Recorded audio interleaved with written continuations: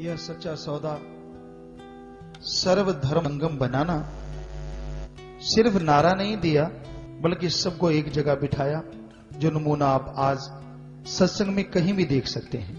सभी धर्मों के लोग एक जगह बैठते हैं, अपने अपने मालिक का गुणगान गाते हैं, क्योंकि अपने अपने से मतलब अपनी भाषा के साथ मालिक तो एक ही है।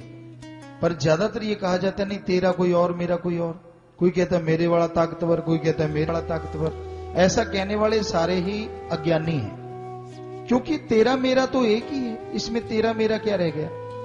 अगर पानी को जल दे कि जल ज्यादा बढ़िया है, वाटर घटिया है, पानी ठीक ठाक है, तो पानी तो वही रहेगा ना। उसका स्वाद, उसका रंग, उसका टेस्ट, जो भी स्वाद है क्या वो बदल जाएगा? कभी नहीं। सोचने वाली बात है। पानी का नाम बदलने से पानी नहीं बदलता, तो अल्लाह वाहिगुरु गॉड खुदा रब के वो सुप्रीम पावर, वो ताकत, वो शक्ति कैसे बदल जाएगी? वो तो एक है, नाम अनेक। अलग अलग भाषा में अलग अलग चीजों के अलग अलग नाम होते हैं। तो नाम बदलने से मूल तत्व नहीं बदलता, सिर्फ नाम बदल जाता है। उसी तरह वो अल्लाह, वो वाहिगुरु, वो राम, वो मालिक एक है, और उसको याद करने का ढंग भी एक है। वो गुरु मंत्र कह लो, मेथड ऑफ मेडिटेशन कह लो, कलमा कह लो, जो मर्जी नाम दे दो, वो एक है। भाषा है, बोली अलग है। तो मालिक का नाम, प्रभु का नाम लेने से इंसान के बड़े काम बन जाते हैं, बीमारियां कट जाती हैं। और चिंता बहुत भयानक बीमारी है। चिता जीते आदमी को नहीं, मरने के बाद जलाती है, चिता होती है।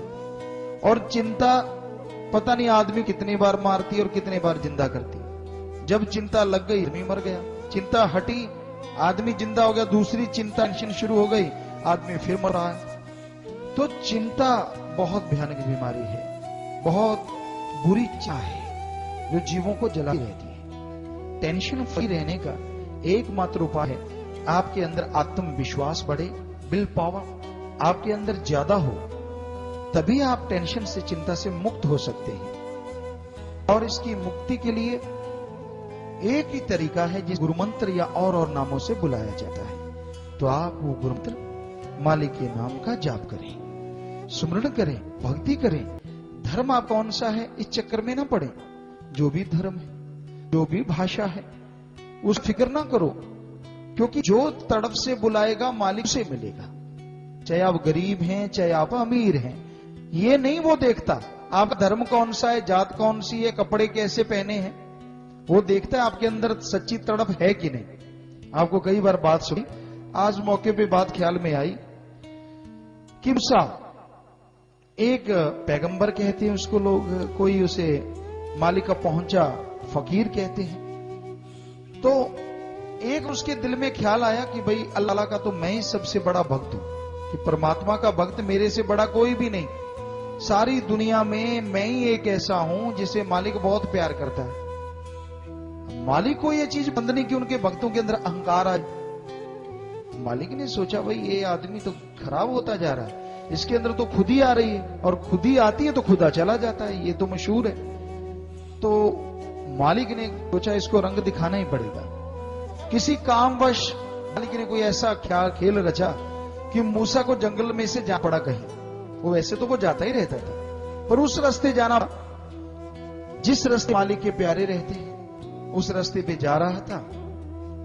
क्या देखता है, भेड़ बकरियां चल रही हैं, गडरिया भेड़ बकरी चराने वाला एक चट्टान पे बैठा, ठीक ठाक कपड़े हैं, लेकिन उसकी आंखें पथराई हुई हैं, खुली हैं, यहां स्टिल हैं तो वहीं स्टिल है। और वो बात कर रहा है, हाथ हिला, हे अल्लाह ताला, हे रे मौला, हे मेरे रहबर, जब तू बीमार हो ना मेरे घर आना। हे अल्लाह, तू बीमार हो तुझे मैं भेड़ बकरियों का दूध पिलाऊं। ऐसे ना समझना, साथ साथ मलाइयां आती हैं, मैं तुझे वो दूध पिलाऊं, मैं तुझे ऊन की रजाई ओढ़ाऊं, मैं तेरे पैर दबाऊं। हे मेरे अल्लाह, हे मेरे वाहिगुरु, हे मेरे राम, जब भी तू बीमार हो तो मेरे गाना, मुझे सेवा का मौका दे। ये बात सुन के पहले उसे कम सुनाई दिया पैगंबर को, मूसा को, फिर उसने सोचा कि चलो मैं जाके सुनता हूं। सुना तो यही वो कह रहा था। मूसा को बहुत गुस्सा आया, उसने पकड़ के उसे हिला दिया जोर जोर से। कहते एक काफिर, काफिर कहते हैं मालिक को नाम मानने वाले, झूठे, उसको काफिर कहा जाता है। जो झूठ बोलते रहते हैं, झूठ पे चलते हैं, मालिक को नहीं मानते, किसी को गाड़ी नहीं है काफिर। काफिर तू ये क्या कर रहा है? तो गडरिया की आंखें खुली, लगता है एक साधु रूप आदमी सामने खड़ा है। कहने का हाँ जी क्या है? कहता तू काफिर है। कभी अल्लाह बीमार होता है? और अल्लाह बीमार होगा तो तेरे घर आएगा, और कोई घर नहीं, तू ज्यादा ही बड़ा है कुछ। तो जब ये सुना, वो तो पाक पवित्र दिल वाला था, उसने वहीं चीखें मारनी शुरू कर दी। गडरिया ने अपने कपड़े फाड़ डाले और बाल नोचता हुआ जंगल में भाग गया। उसको कुछ नहीं बोला, नोचता हुआ जंगल में भाग गया। अब मूसा भी रोज समाधि में बैठने वाला, दिल कांप गया, भाई गड़बड़ हो गई, चक्कर कोई पड़ गया। चलो समाधि में बैठते हैं। कहां बैठते ही अल्लाह ताला की आवाज शुरू हो जाती थी, रहमो करम के दर्श दीदार शुरू हो जाते थे। बैठा रहा 15 मिनट, 10 मिनट, घंटा, 1.5 घंटा बीत गया। अब जो समाधि में सेकंडों में जाते हैं, अगर इतना टाइम बीत जाए तो ना मरने में ना जिंदा रहने में। तड़प उठा, व्याकुल हो गया। और व्याकुलता जब चरम सीमा पे पहुंची तो मालिक की आवाज आई, ए मूसा, तुझे भेजा था दिल जोड़ने के लिए, लोगों को हमसे यानी अल्लाह ताला से जोड़ने के लिए, तुझे तोड़ने के लिए नहीं भेजा। अरे जिसका तूने दिल तोड़ा है वो मेरा सबसे अजीज भक्त है, सबसे प्यारा भक्त है। बस इतनी आवाज आई, ना कोई दर्शन, ना कोई लाइट। आंख खुल गई, बुरा हाल हो गया, मरने जैसा हो गया। रोज दर्शन होते हो, सिर्फ आवाज आई हो, पगला गया। बहुत पश्चाताप करने लगा और भाग लिया जिधर वो गडरिया गया था। क्या देखता है, गडरिया किसी और चट्टान पे बैठा है, उसके बदन में से, जिस्म में से खून बह रहा है, खुद के नाखून लग गए, बाल उखड़े हुए हैं, मुंह पे कुछ बाल लगे हैं, सारे कपड़े फटे हुए हैं, लेकिन हाथ दुआ में है और आंखें पथराई हुई। क्या कह रहा है अल्लाह ताला, मेरे नाचीज से अगर कोई गुनाह हो गया तो मुझे माफ कर दे, मेरे से अगर पाप हो गया तो मुझे माफ कर दे, पर मेरे मौला अगर तू बीमार हो तो आना मेरे घर, मैं तुझे रजाई उड़ाऊंगा, सारी रात जागता रहूंगा, मुझे अपने पास रहने का मौका दे देना मेरे मौला।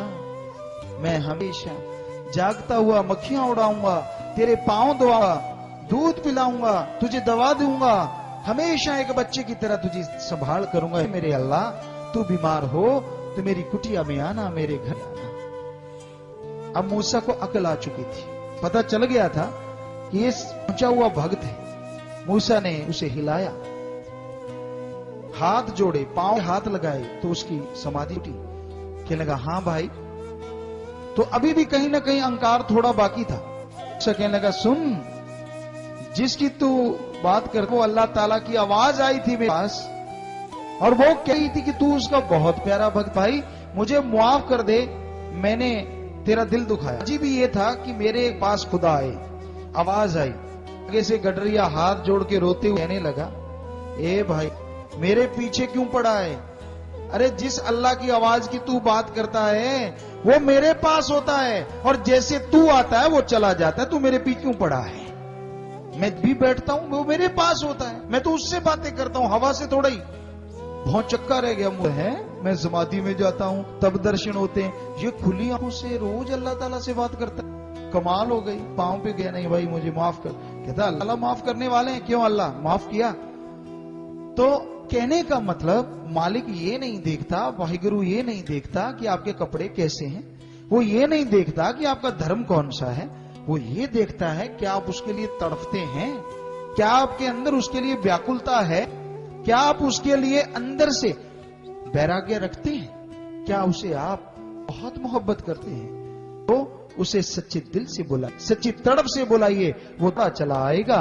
वो पैसे का भूखा नहीं है, वो चढ़ावे का भूखा नहीं है, वो किसी के रुपए पैसे का भूखा नहीं है, वो भावना से मिलता है। तो साईं जी ने ये समझाया कि आप जिस मर्जी धर्म में रहो पर अहंकार करो, ये ना सोचो कि मेरा ही बड़ा कि सारे छोटे हैं। जिस मर्जी धर्म में रहो, जो मर्जी बोलो, पर सच्ची तड़फ भावना से अल्लाह वाहिगुरु राम को याद करोगे तो उसके दर्शन ही नहीं होंगे, बल्कि आप गम चिंता परेशानियों से मुक्ति, आवागमन से मुक्ति, और कण कण में जर्रे जर्रे में आपको मालिक परमात्मा नजर आने लगे। और ये सच्चा सौदा का मतलब ही ये कि आप आओ, मालिक को याद करो, अमल करो बचनों पे, बस बेड़ा पार। कोई कुछ भी कहे, चलो आपस में किसी की नहीं, कोई बात नहीं, सुमन करो। बहुत सुमन से क्या बैर है, करो सर, घर में खुशियां खुशियां, आपके परिवारों में खुशियां, और सेवा कर लो जितनी की बन पड़ती है। सेवा करोगे तो और खुशियां मालिक आपको बख्शेगा। तो भाई जो भी आप सेवा करते हैं, मालिक का रहमो करम है, और लगन से सेवा कीजिए। और जो साथ संगत भंडारे के लिए है, यहाँ सेवादार भाई आपको रहकर कहेंगे, पंडाल बना हुआ है, सारे इंतजाम वहां कर दिए गए हैं, एक ही संगत को बिठाना, पंडाल में सारी संगत आराम करे और वहीं संभाल की जाएगी। आपकी पूरा साल आपके लिए तैयार है। सेवादार, क्योंकि ये बहुत देर से चल रही है, बहुत बड़ा स्कूल है, बहुत बड़ा हॉस्टल है। कई लोग सोचते होंगे नए आए हैं कि हॉस्टल स्कूल में क्या परमार्थी सेवा है, यहां से बच्चे जाएंगे, पहली बात यहाँ जो बच्चे आएंगे वो नशा छोड़ देंगे, बुरे कर्म नहीं करेंगे, और वो ऑफिसर अच्छे बनेंगे, नहीं बनेंगे, बेईमानी नहीं करेंगे, नहीं, भ्रष्टाचारी नहीं, रिश्वतखोरी नहीं, सारा समाज होगा, मालिक से जुड़ेंगे, अपने परिवारों मालिक से जोड़ेंगे, और एक बच्चे की वजह से सारा समाज, सारा परिवार तर जाएगा। क्या ये भारतीय सेवा नहीं कि उनके लिए सब कुछ बना? और आश्रम का आपको पता है, वहां कोई आप पैसा नहीं खा सकता, जिस खाया उनके परिवारों को भी पैसे ने तिड़ी नाच नचाया। हम देख रहे हैं अभी भी खाने से लोग बाज नहीं आ रहे, हमें पता चल रहा है, छोड़ते, क्योंकि पैसा मिल गया, मकान बन गया, पैसा मिल गया, गाड़ी आ गई, पैसा मिल गया, ये आ गया, और एकदम से एक्सीडेंट हो गया, कोई लंगड़ा, कोई लूला, कोई गूंगा, कोई बोड़ा, कुछ हो गया, फिर क्या करोगे? ऐसा होते देख रहे हैं। घरों में बीमारियां, घरों में नशा, घरों में परेशानियां, लड़ाई झगड़े, पर वो कहते हैं ना, जिस पशु को रस्सा खाने की आदत पड़ जाए वो छोड़ता नहीं। तो भाई वहां कोई पैसा नहीं रहे। बेपरा मस्ताना जी महाराज के वचन है, डेरे का जो पैसा अगर कोई जीव खाता है तो ये लोहे के चने खा लोगे, हजम भी नहीं होंगे, उल्टी भी नहीं होंगे, टॉयलेट के रास्ते भी नहीं निकलेंगे, अंदर रहेंगे तीखे लोहे के चने। चने का एक साइड तीखा होता है, वो घूमते रहेंगे और जख्मी कर रहेंगे। तो ये हमने अपनी आंखों से देखा 1972 से। आते सच्चे सौदे में जानते कि ये सेवादार है, फिर पता चलता है इसने पैसा खा लिया, कैंटीन से उठा लिया, फिर उनका हाल देखा, उनके आगे औलादें भी पागल पैदा हुई, पागल हो गए, कोई कुछ हो गया, कोई कुछ हो गया। तो इसलिए यहाँ का पैसा जो भी आएगा, ये नहीं कि कोई उसे खा लिया, पता नहीं और किस जगह पे किसका स्कूल बन जाए, किस जगह नशा छो केंद्र बन जाए, और दीन दुखी मदद में किसी के इलाज में ये पैसा लग जाए। सवाल ही नहीं कि कोई इसे पर्सनल खा सकता है। वचन है मस्ताना जी महाराज की। तो भाई ये परमार्थी, बहुत बड़ी परमार्थी सेवा होती है। जो जीव करते हैं उनको पता कितनी खुशी मिलती है, कितने चमत्कार मिलते हैं। बहुत सारी संगत आके बताती।